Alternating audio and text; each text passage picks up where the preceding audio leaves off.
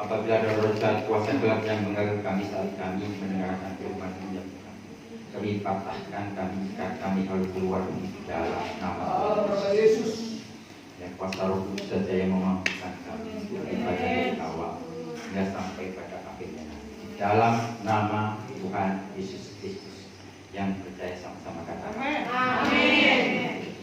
Shalom. Shalom. Shalom. Puji Tuhan. Sampai saat ini kami tinggal berdua masih diberi kesempatan untuk berbicara, untuk menyampaikan yang harus saya sampaikan mengenai firman Tuhan. Seringkali kita mendengar akan firman Tuhan yang bersifat duniawi. Kadang-kadang kita susah ingin bahagia.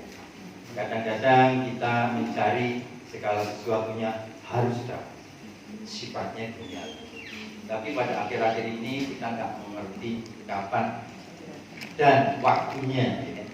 Seperti kita serangga ini, tiba-tiba ada satu yang dipanggil. Saya ingat kalau Pak Yuda berdiri di sini, yang berdiri tegak besar begitu, berbicara tentang firman Tuhan, saya melihat di sana, pasti pulangnya ada masalah dengan saya, biasanya begitu.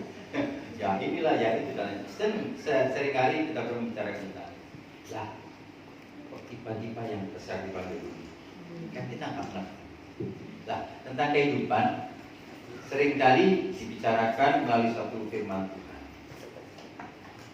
Yang terpenting di dalam setiap kehidupan kita, tujuannya kita ke gereja ini untuk mencapai suatu tingkatan yang berarti, yaitu kehidupan yang kekal, bukan kehidupan yang sementara.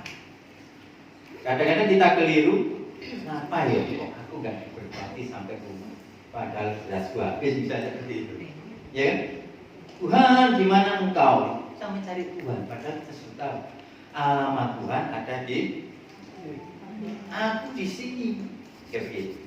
Nah, pada malam hari ini sebenarnya saya mau menyampaikan tentang pengajaran, tetapi kita rubah bagaimana cara kita itu mencapai suatu hidup yang kekal. Itu yang pertama. Manusia atau orang-orang percaya di dalam Tuhan yang dicari adalah suatu kehidupan yang kekal, bukan untuk mencari kehidupan yang sifatnya sementara. Nah, di sini hidup kekal. Yang utama adalah kita supaya tahu hidup kekal itu apa, kita perlu kenal banyak sekali kita mengaku sebagai anak-anak Tuhan sudah datang ke gereja tetapi tidak mengenal siapa Tuhan Yesus itu sebenarnya. Dan malam hari ini kita tahu tentang hidup kekal itu sebenarnya kita kenal sama Tuhan Bapa. Kita kenal tentang siapa Yesus. Dan pribadi Yesus itu harus ada di setiap yang namanya anak-anak Tuhan, namanya kenal gitu. Kalau kita kenal, nah cinta gitu, sudah istilahnya menyatu. Kita tahu bagaimana Yesus itu kesukaan, bagaimana Yesus itu makannya gitu. Bagaimana Yesus itu kesukaannya, misalnya mau nonton film, ya filmnya apa yang disukai oleh Yesus. Mau makan makanan apa yang kesukaannya, kita tahu. Nah itu baru dikatakan kita mengenal dengan Yesus. Jadi dikatakan hidup kekal itu apa sih? Kita mau baca dulu di dalam Yohanes 17 ayat yang ketiga. Yohanes 17 ayatnya yang ketiga.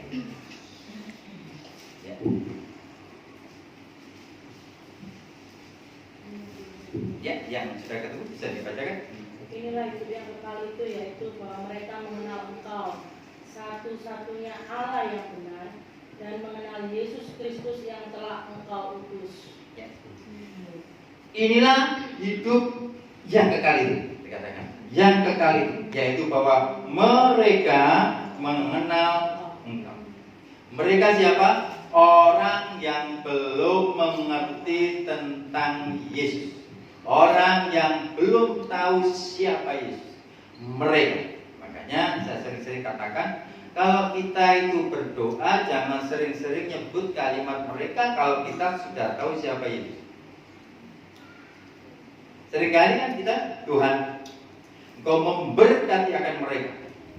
Tuhan, aku tahu kok ada di sini, tetapi mereka itu, padahal kita ini sudah di dalam ruangan ini sudah disebut dengan anak-anak Tuhan, bukan mereka tetapi kita. Katakan, aku boleh, ya. Kalau katakan kita yang ada di sekitar sini, satu lingkup namanya anak-anak. Mereka yang ada di luar sana, tetapi dikatakan, jikalau dikatakan tadi ayatnya ketiga, yaitu bahwa mereka mengenal Engkau, orang-orang yang benar, satu-satunya Allah yang benar, dan mengenal Yesus yang telah Engkau utama. Jadi hidup yang kekal itu bagi kita semuanya, bagi mereka yang ada di luar sana. Kalau sudah mengenal Yesus, itu yang dinamakan hidup kekal. Selama ini yang belum mengenal Tuhan berarti belum mengerti apa arti kekekalan.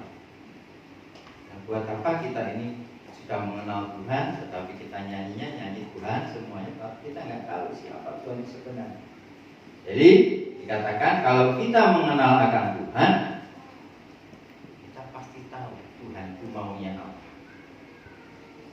Dalam Filipi 3 ayatnya yang ke-8. Mari kita membaca salah satu. Filipi 3 ayatnya yang ke-8. Filipi 3 ayatnya yang ke-8. Begini bunyi firman Tuhan. Malahan segala sesuatu kuanggap rugi karena pengenalan akan Kristus Yesus Tuhanku lebih mulia daripada semuanya. Oleh karena dialah aku telah melepaskan semuanya itu dan menganggapnya sampah, supaya aku memperoleh Kristus. Dan membaca, jadi kita harus tahu kalau membaca, kita baca seperti apa yang ada tertulis, kadang-kadang puas gitu, nanti terjemahnya bingung. Mari kita baca pelan-pelan. Malahan segala sesuatu kuanggap rugi, itu ada komanya ya. Nah gitu, karena pengenalan akan Kristus Yesus Tuhan. Kristus Yesus Tuhan lebih mulia daripada semuanya. Semuanya itu tidak ada artinya kalau kita tidak yang namanya mengenal secara pribadi dengan kata Jadi semuanya nggak ada apa-apanya. Semua orang yang belum mengenal Tuhan itu tidak ada apa-apanya. Karena apa? Kita tidak tahu. Suatu ketika Tuhan akan panggil kita, kita sudah mengenal apa belum akan Kristus ini. Maka selanjutnya dikatakan begini. Oleh karena dialah, katakan, oleh karena dialah aku telah melepaskan semuanya itu dan menganggapnya sampah. Segala sesuatu yang kita kenal di muka bumi ini, ya kan, tidak ada apa-apanya sebelum kita mengenal akan Kristus itu. Seringkali saya mengenalkan orang tentang Kristus karena saya itu dari orang sana, Pak.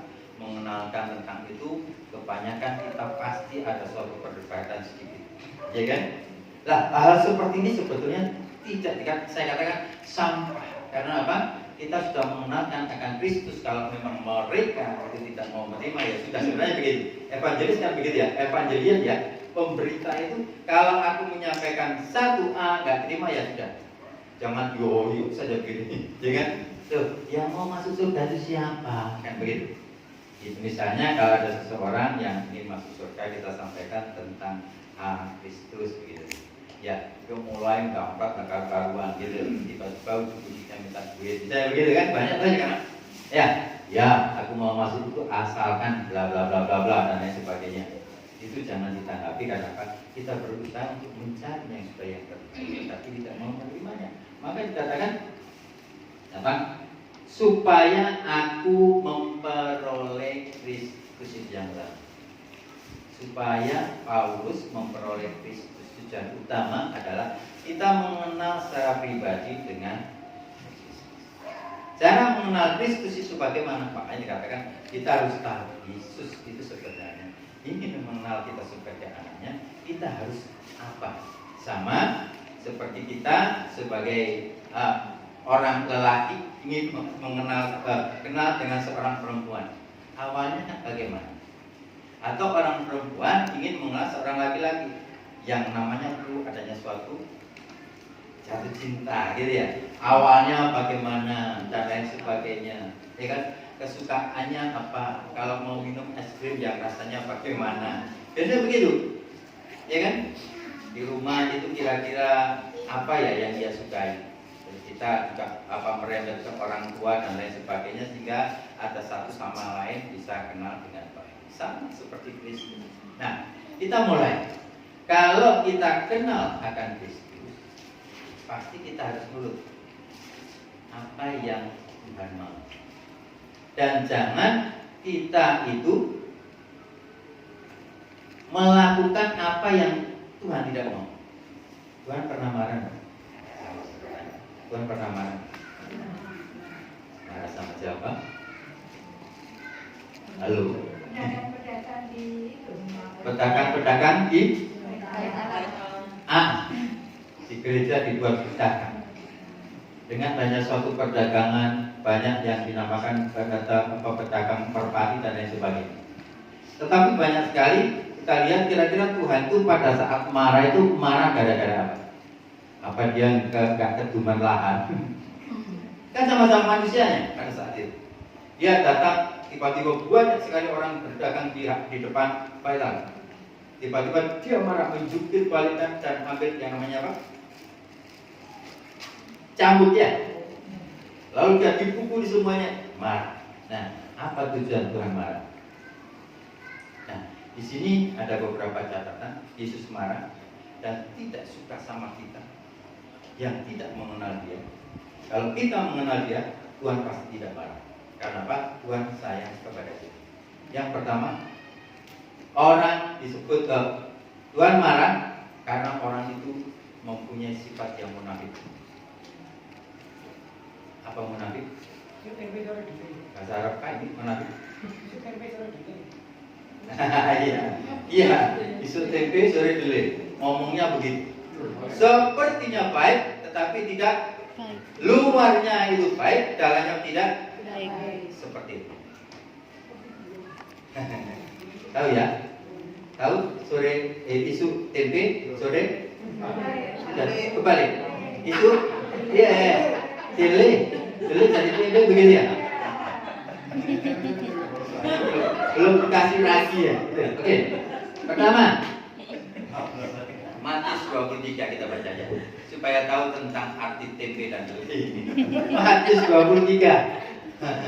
Matius 23 ayatnya yang ke-26 sampai 33 panjang sekali ya. Kita baca perjanjian. Atau satu yang agak cepat. Ya, Matius. Matius 23 ayat yang ke-26 Ya, sampai 33. sampai 33 demikian bunyi firman Tuhan. Hai orang Farisi yang buta, bersihkanlah dahulu sebelah dalam cawan itu, maka sebelah luarnya juga akan bersih. 27. Celakalah kamu, hai ahli-ahli Taurat dan orang-orang Farisi, hai kamu orang-orang munafik, sebab kamu sama seperti kuburan yang dilabur putih, yang sebelah luarnya memang bersih tampaknya, tetapi yang sebelah dalamnya penuh tulang belulang dan berbagai jenis kotoran. Stop. Terima kasih. Kita sudah tahu arti kemunafikan. Banyak sekali kita jumpai orang-orang yang pernah membicarakan tentang firman Tuhan yang ada di dalam gereja. Begitu sampai di hadapan gereja, dari sana mukanya biasa-biasa saja datang. Setelah itu begitu masuk dalam pintu gereja, mulai disetel dengan adanya senyum sedikit. Halo? Begitu ya? Lalu berputar ke arah kanan, tiba-tiba datanglah seseorang, yaitu jemaat, ya kan? Dia tersenyum, dia pasti mengatakan haleluya, puji Tuhan dengan senyumannya sangat-sangat ramah sekali.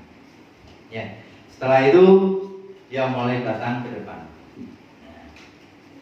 Dia duduk di barisan mana terserah, yang jelas yang orang penerima pertama pasti berubah dari wajah yang ada di luar sana masuk wilayah suci gitu ya, mulai senyumnya berkembang jadilah senyum sampai pujian dinyanyikan.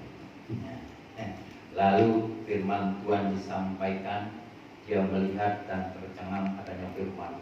Oh, bangga karena firman-Nya itu mengena akan hatinya. Dia katakan haleluya, gitu ya. Lalu dia salaman. Setelah itu dia pulang. Ya, setelah pulang pertama dari sini begitu lesu, begitu keluar dari sana tiba-tiba ada masalah sedikit. Apa yang dia lakukan? Berubah. Nah, di sini kita lihat tentang kemunafikan seseorang. Itu bisa dilihat dari pola tingkah yang sedang dia lakukan. Kita bisa menilai kan hal seperti itu. Lah, inilah sifat yang satu tadi dikatakan tidak disukai oleh Tuhan. Yesus marah dengan adanya kemunafikan. Terus ayat selanjutnya kita bacakan dari ayatnya yang ke-28 ya. Demikian jugalah kamu. Di sebelah luar kamu tampaknya benar di mata orang, tetapi di sebelah dalam kamu penuh kemunafikan dan kedurjanaan. Ya, 29. Celakalah kamu, hai ahli-ahli Taurat dan orang-orang Farisi, hai kamu orang-orang munafik, sebab kamu membangun makam nabi-nabi dan memperindah tugu orang-orang saleh. 30. Dan berkata, jika kamu hidup di zaman nenek moyang kita, tentulah kami tidak takut dengan mereka dalam pembunuhan nabi-nabi itu. Tetapi dengan demikian kamu bersaksi terhadap dirimu sendiri bahwa kamu adalah keturunan pembunuh nabi-nabi itu. Jadi penuhilah juga takaran nenek moyangmu. Hai kamu ular-ular, hai kamu keturunan ular beludak, bagaimanakah mungkin kamu dapat meluputkan diri dari hukuman neraka? Perhatikan, kalau kita lihat yang namanya orang munafik, seperti apa yang disampaikan. Katakan orang-orang yang mengatasnamakan dia itu suci, banyak ya sekali dikatakan seperti itu. Tetapi dari segi perbuatannya sangat-sangat rapuh. Maka Tuhan sangat marah Bahkan kalimat terakhir dikatakan, hai kamu ular-ular. Ular adalah simbol iblis. Hai kamu keturunan ular beludak. Sama dengan pada saat pembaptisan. Lalu salah satu yang diusir dikatakan, hai kamu sama dengan keturunan iblis. Bagaimanakah mungkin kamu dapat meluputkan diri dari hukuman? Tidak akan bisa. Maka dikatakan Tuhan sangat-sangat marah terhadap orang-orang yang pertama. Jadi kalau kita ingin berkenalan dengan Tuhan, Tuhan ingin baik dengan kita, apa saja yang kita minta pasti diberikan. Ada masalah dilepaskan. Kita harus mengenal lebih sungguh tentang Tuhan itu sendiri. Apa keinginan Tuhan? Satu, jangan munafik. Yang kedua, orang yang bersifat agamawi. Apa agamawi? Rohani ya. Kita buka di dalam Markus 3 ayat 1. Markus 3 ayatnya yang ke-1. Markus pasal yang ketiga Ayat 1 sampai dengan 5. Kemudian Yesus masuk lagi ke rumah ibadah. Di situ ada seorang yang mati sebelah kanannya. Mereka mengamat-amati Yesus kalau ia menyembuhkan orang itu pada hari Sabat, supaya mereka dapat mempersalahkan dia. Kata Yesus kepada orang yang mati sebelah tangannya itu, mari berdirilah di tengah. Kemudian katanya kepada mereka, manakah yang diperbolehkan pada hari Sabat, berbuat baik atau berbuat jahat, menyelamatkan nyawa orang atau membunuh orang? Tetapi mereka itu diam saja. Ia berduka cita karena kegilaan mereka, dan dengan marah ia memandang sekelilingnya kepada mereka. Lalu ia berkata kepada orang itu, ulurkanlah tanganmu. Dan ia mengulurkannya, maka sembuhlah tangannya itu.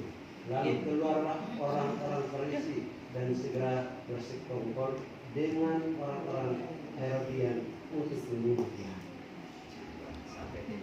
Tapi gak apa-apa, sama-sama ya. Jadi jelas kalau orang yang bersifat agamawi itu memang dikatakan ada suatu peraturan, memang harus kita taati. Di mana gereja nggak ada peraturan, pasti ada peraturannya. Tetapi yang sifatnya tidak mungkin dilakukan, jangan dilakukan. Kebanyakan kita sebagai anak-anak Tuhan ada di dalam satu gereja, di situ ada liturginya, ya kan? Kita langgar juga keliru. Tetapi kalau liturginya berlebihan, sama seperti yang dikatakan ini, pada hari Sabat tidak boleh menyembuhkan orang, menolong orang tidak boleh, dan lain sebagainya. Ini dikatakan sifatnya sangat-sangat keliru. Masa ada orang jatuh, kepalanya terbentur, hampir pokoknya parah, nggak kita tolong gara-gara hari Sabat, kan nggak mungkin. Yang patut kita lakukan, mungkin ada suatu kebijaksanaan dalam satu gereja. Biasanya di dalam gereja ini mungkin ada aturannya. Ya, kalau buang air kecil jangan di dalam gereja, kan ada, ya harus di sana, itu nggak masalah. Tetapi kalau ada yang bersifat menolong kepada sesama, ya harus dilakukan. Sama dengan apa yang dikatakan oleh orang-orang ini, ingin mencobai sebenarnya tentang apa yang dilakukan oleh Tuhan itu sendiri.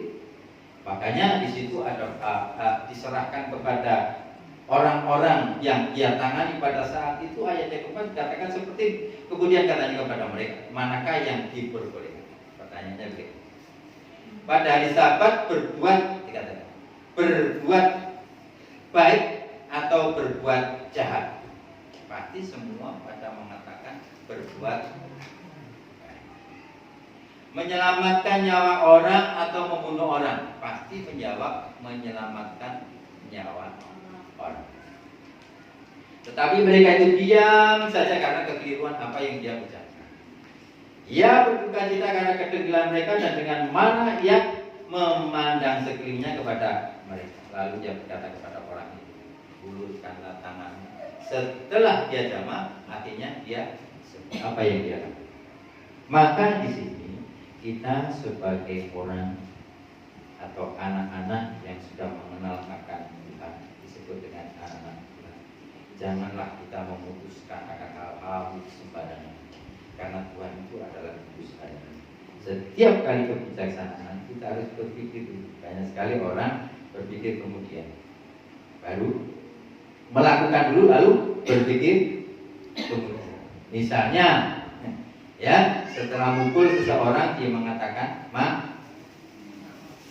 itu banyak sekali, ya kan? Atau setelah kita mengambil mobil untuk dicicil, lalu kita membayarnya nggak punya duit. Kebanyakan kan begitu, ya kan? Tapi berpikir dulu untuk apa itu, apakah cukup uangku? Kalau kita setelah memukul itu apa akibatnya, dan supaya nggak usah dipikir nanti saja. Nah, ini yang gitu. Jadi berpikir dulu baru kita bertindak. Maka dikatakan lalu keluarlah orang Farisi dan segera bersekongkol dengan orang-orang. Dikatakan apa? Herodian itu untuk membunuh Yesus. Sangat-sangat terpukul dengan kata-kata dan perbuatan Tuhan.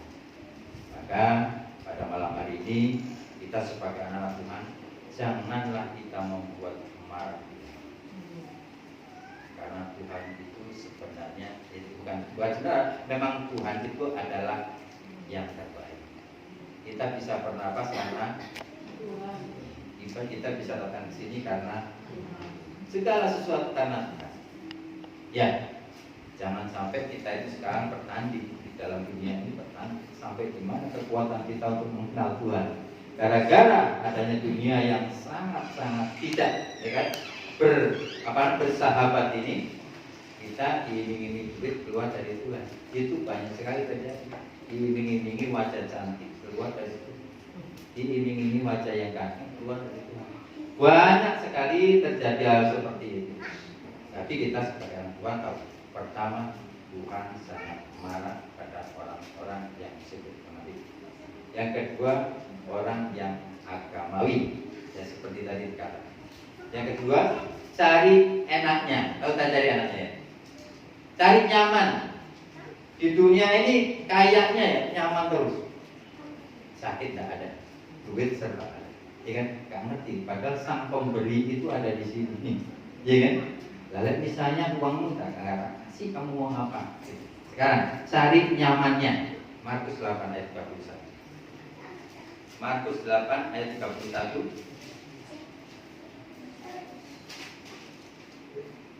Ya, sampai 34.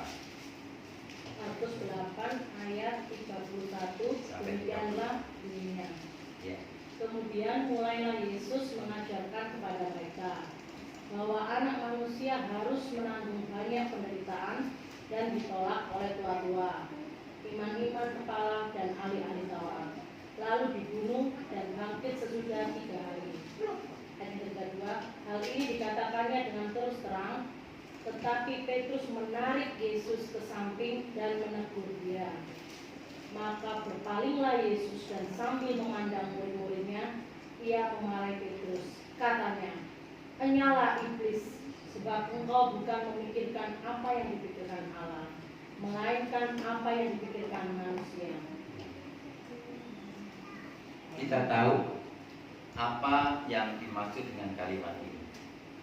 Tuhan sangat-sangat marah kepada orang yang dikatakan sebagai murid-muridnya, anak-anaknya yang sudah mengenal akan pribadinya, tetapi belum mengerti tentang tujuan apa yang Kristus lakukan. Berbuatlah baik, kita harus berbuat baik. Tetapi masih saja ada hal-hal, misalnya di dalam satu peraturan gereja ini sudah mengedepankan tentang Kristus. Tetapi ada juga yang mengatakan apabila, hendaklah, akan tetapi. Kata-kata seperti itu banyak sekali terjadi. Ada beberapa tahun yang lalu ada suatu bukan perdebatan ya, perbincangan tentang cerai dalam Kristen. Nah, itu diperbicarakan. Yang namanya cerai kan sudah tidak boleh gitu. Diperbicarakan. Dan kalimatnya pasti akan ada yang namanya akan tetapi. Loh Pak, apakah tidak boleh bercerai? Dikatakan tidak boleh. Terus dikatakan, loh akan tetapi, ya kan? Nyonyaku begini, tuanku begini, dan lain sebagainya. Kan lebih baik. Nah, di sini dikatakan hal seperti itu sebenarnya tidak ada jawaban satu, tidak boleh ya tidak. Kalau ya katakan, ya itu amin, titik, tidak ada komanya. Maka dikatakan hal ini, ayatnya yang ke-32, hal ini dikatakan dengan terus terang, tetapi Petrus menarik Yesus ke samping dan menegur. Petrus itu siapa? Tetapi dia menegurnya dengan cara apa? Dengan cara manusiawi, sehingga tidak memikirkan apa rancangan Tuhan yang sebenarnya. Maka dikatakan siapa? Petrus dikatakan seperti itu. Katanya nyala Petrus muridnya, dikatakan nyala Petrus karena nggak mengerti akan maksud. Sebab engkau bukan memikirkan apa yang dipikirkan oleh Allah, melainkan apa yang dipikirkan oleh manusia. Perbedaan antar manusia dan Allah itu berbeda, sangat-sangat berbeda. Memang ada suatu slogan kalimat, kasihlah Tuhan Allahmu dan kasihlah sesamamu, itu sama-sama hukum Tuhan yang terutama, yang ke-1 dan kedua, qablu minallah wa qablu binan. Apa ya? Iya toh? Sama-sama mengasihi. Tetapi kita harus tahu tujuan utama kita adalah hidup yang berkah. Ya, bukan nas saja, tetapi utamanya adalah ya. Berapa sih umur manusia? Siapa yang tahu? Yang paling tertua itu siapa di muka bumi ini? Yang selama bumi ini dijadikan dan manusia dijadikan, siapa sih manusia yang paling tertua? Ayo, anaknya Yohanes, Pak Yohanes. Siapa? Ayo, yang tertua itu anaknya Henok, namanya Metu. Umurnya berapa? 900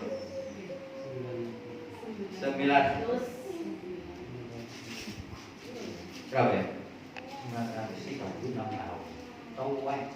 Tahu ya? Tuwir, bukan tua tapi tuwir ya. Sangat-sangat tuwir, tua sekali. Ya kan? Henok usianya 360 tahun. Dia umurnya 930. Sangat-sangat manusia tertua adalah anaknya yang namanya Metusalah.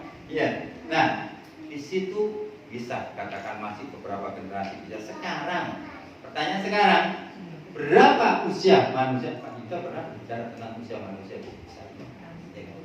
Dan ingat itu. Wah, kalau sudah seperti itu, saya melihat manusia itu tidak tahu kapan dia akan panggil saja. Iya, ya kan?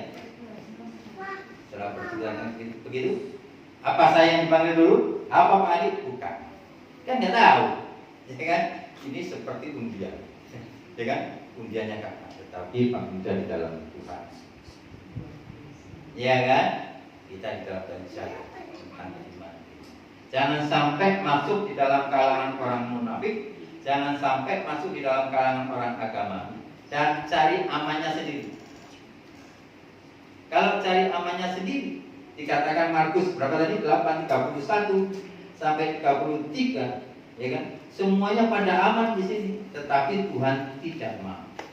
Jadi hal ini dikatakan dengan terus terang, tapi Petrus menarik itu tadi dikatakan, maka berpaling Yesus dan memandang murid-muridnya. Ia memarahi Petrus, katanya. Nah, marah lagi, dikatakan iblis. Apa yang dipikirkan itu bukan pikiran Allah, tetapi pikiran manusia.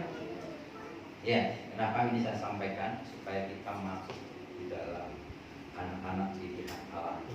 bukan anak-anak munafik, agamawi, dan yang cari amannya saja. Yang keempat, menyepelekan pelayanan anak. Ya, tugas guru sekolah minggu itu masuk di dalam daftar marahnya Tuhan. Ya kan? Tuhan marah bagi mereka yang menyepelekan tentang kita yang sudah ditugaskan sebagai pelayan anak, lalu tidak diberi kesempatan untuk anak ini supaya tahu tentang itu. Biasanya anak-anak saja, ya kan? Tapi itu utama.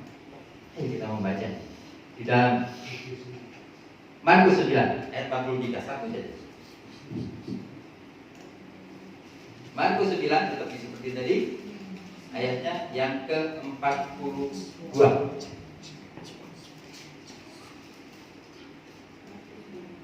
Markus 9 ayatnya yang ke-42. Ya. Begini bunyi firman Tuhan. Barang siapa menyesatkan salah satu dari anak-anak kecil yang percaya ini, lebih baik baginya jika sebuah batu kilangan diikatkan pada lehernya lalu dibuang ke dalam laut. Ya, kasihan. Sama dengan perbicaraan kalau kita bahasa sehari-hari dikatakan begitu, ya kan? Jikalau ada seseorang yang mencepelekan tentang anak kecil, lebih baik apa? Mati. Ya kan? Jelas dikatakan seperti itu. Karena ayatnya juga berbunyi seperti ini. Barang siapa menyesatkan salah satu dari anak-anak kecil, anak-anak itu generasi penerus kita. Makanya kalau kita mengajar di dalam sekolah minggu, saya guru sekolah minggu, Pak Yudas guru sekolah minggu, terus ada lagi. Kalau saya putarkan videonya, mungkin kita tahu tentang Pak Yudas itu sangat akrab dengan namanya siapa orang apa itu kan? Bu siapa? Bu Chandra. Bu Chandra itu orang apa? Waktu tampil semua guru-guru sekolah minggu, ya kan? Itu Pak Yudas akrab dengan Bu Chandra. Ya. Yang gemuk itu dia datang berdua dan lain sebagainya. Lalu Bu Chandra dipanggil. Yang ribut Pak Yudas juga keluarin masalah pemakaman dan lain sebagainya. Setelah itu Pak Yudas yang dipanggil. Setelah Bu Chandra, setelah saya lihat videonya, saya lihat ya seperti apa Tuhan. Nah, ingat ya, di situ tentang kalau menyepelekan tentang anak tadi itu benar-benar sangat-sangat amat dikatakan dibenci oleh Tuhan. Karena kita tahu anak-anak kita itu arahnya mau kemana. Mungkin di antara kita pernah mengajar sekolah minggu, lalu siapa yang bisa menghitung tentang hari-hari, ya kan? Ada Senin, ada Selasa, ada Rabu, ada Kamis, ada Jumat, Sabtu, dan Minggu. Coba hari yang pertama apa yang keluar dulu, gitu ya? Anak-anak pasti ngomong hari Senin, hari kerjanya hari Senin. Iya kan? Iya, hari Senin. Oke. Lalu ada seorang ibu tua, saya mengajar tentang hari yang pertama adalah Yom Ehad. Hari pertama adalah hari Minggu. Iya kan? Yom Semi, Selisi, Revi, Kamisi, Jamaah, lalu baru Sabat. Itu yang namanya ketua apa? Sekolah minggu tidak bisa, Sabat itu hari Minggu. Nah begitu. Terus yang salah siapa ya? Kita boleh balik di Alkitab itu nggak ada yang namanya Sabat hari Minggu. Lalu ya, kalau kita itu menyampaikan kepada anak keliru, pasti kelanjutannya pasti keliru. Apa yang kita berikan oleh kita sebagai guru sekolah minggu itu merupakan suatu cikal bakal bagaimana cara anak ini akan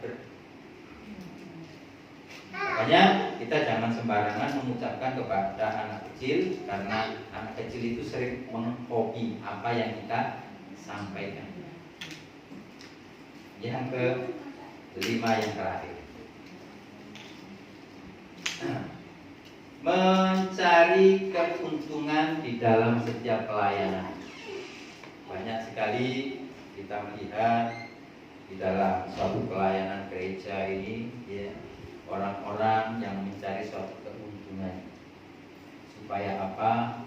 Kita ini bisa hidup baik, yang lainnya nggak baik nggak apa-apa, yang penting aku baik, gitu.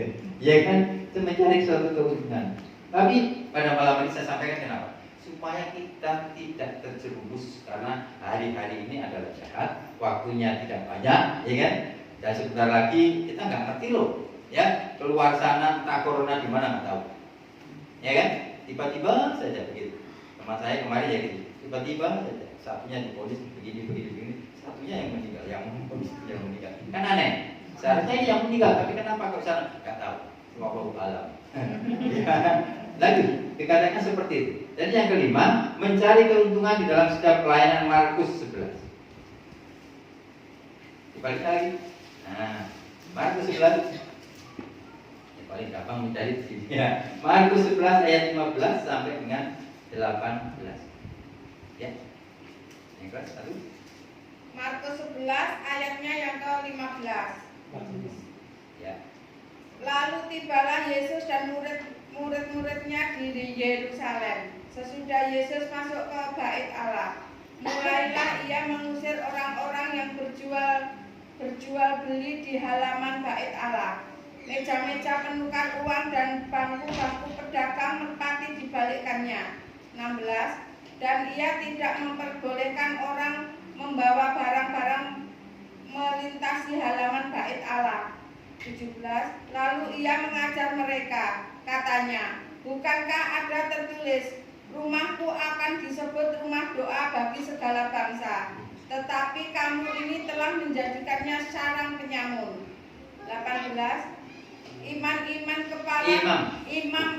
kepala dan ahli Taurat mendengar tentang peristiwa itu, dan mereka berusaha untuk membinasakan dia, sebab mereka takut kepadanya melihat seluruh orang banyak takjub akan pengajarannya. Di sini dikatakan Tuhan sangat-sangat marah terhadap orang-orang yang mencari keuntungan di dalam suatu pelayanan. Yang di dalam satu Bait Allah itu kan semuanya pelayanan, bukan tempat untuk menjual hal-hal yang menguntungkan dirinya sendiri. Bukan hanya yang di luar sana yang menjual, tapi kita sendiri kalau berbisnis tidak mengutamakan tentang ibadah yang sesungguhnya, Tuhan pasti marah. Kalau Tuhan marah, di sini dikatakan Tuhan Yesus itu adalah firman. Betul ya? Kita setuju kalau Tuhan Yesus firman? Pada mulanya adalah firman beserta dengan, dan firman itu adalah, dan firman itu berubah menjadi wujudnya manusia yang namanya Yesus. Kalau kita tahu firman Tuhan itu melarang orang-orang yang mencari keuntungan di Bait Allah, berarti kita harus tahu tentang apa yang sesungguhnya kita lakukan. Janganlah setiap pelayan Tuhan itu mencari keuntungannya sendiri. Boleh mencari keuntungan, tetapi untuk apa? Untuk keperluan gereja, untuk keperluan bersama. Ya, mungkin seperti, tapi kebanyakan enggak sih. Ya kan, di luar sana tuh banyak sekali hal seperti itu. Sepertinya gerejanya besar sekali, ya kan? Sepertinya semua jemaatnya banyak sekali. Sepertinya juga banyak pengurusnya yang begini sekali. Karena apa? Enak. Siapa yang nggak tahu kalau keuntungan itu enak? Semuanya pasti tahu. Siapa yang sih nggak tergiur dengan adanya hal seperti itu? Tapi kita tahu kita ini sebagai anak-anak Tuhan. Waktu kita dulu dari 900 tahun turun jadi 100 tahun. 100 tahun, batasan lagi sekarang 80 tahun. Itu kalau wah, siapa di sini yang usia 80 tahun, puji Tuhan, masih mengenal Tuhan, masih bisa mendengar akan firman Tuhan. Saya 60 tahun, lagi 61 tahun. Tua loh. Cucu saya 6. Lakinya 1, yang semuanya sama perempuan, yang ganteng cuma saya. Tapi puji Tuhan, masih apa? Masih bisa berbicara.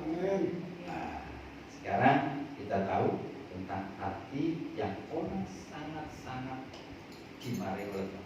Orang paling dikatakan Tuhan paling gak suka apa yang dilakukan oleh orang. Ya, jadi mencari akan keuntungan yang biasa. Mari kita sebagai anak-anak Tuhan berubah, ya. Supaya kita menghindari apa yang dikatakan Tuhan yang tidak suka. Supaya apa?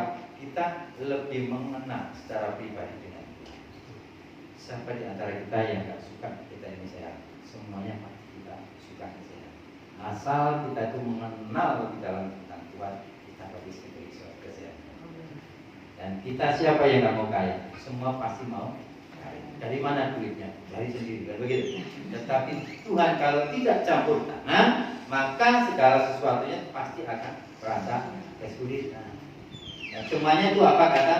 Tuhan. Seperti kemarin itu saya menginginkan sekali gajian saya turun hari ini, ternyata ditunda. 1 bulan lagi baru dapat cair. Nah, seperti itu kan